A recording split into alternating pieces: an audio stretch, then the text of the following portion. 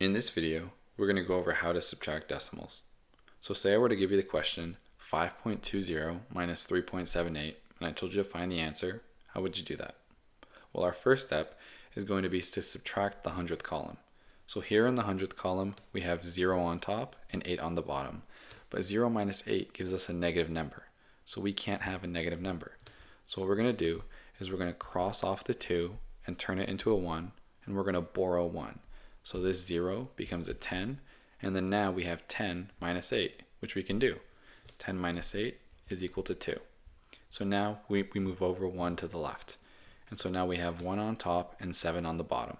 And that's 1 minus 7. We can't do that because that's going to give us a negative number.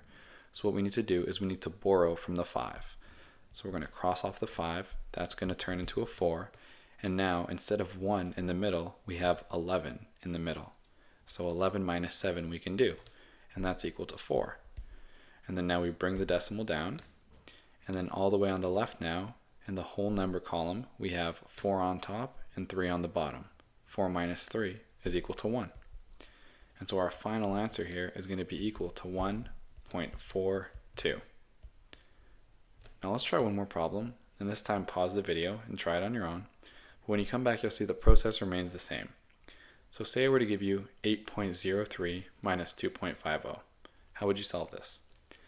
Well, first, we start off on the 100th column all the way on the right. We have 3 on top and 0 on the bottom. 3 minus 0 is equal to 3. And then now we move 1 to the left. So in the 10th column, we have 0 on top and 5 on the bottom. 0 minus 5 gives us negative 5, and we can't have that. So we're going to cross off the 8. We're going to borrow from it. The 8 is going to turn into a 7. And in the middle now, instead of 0, we're going to have 10.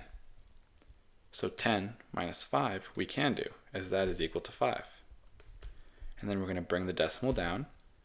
And then all the way on the left, in the whole number column, we have 7 on top and 2 on the bottom. 7 minus 2 is equal to 5. And so our final answer for this question is equal to 5.53. So a key tip when doing these questions is to make sure that your numbers are aligned.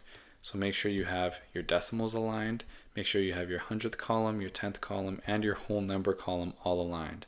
That just lowers the risk of you making a mistake. I hope this video helped. Thank you.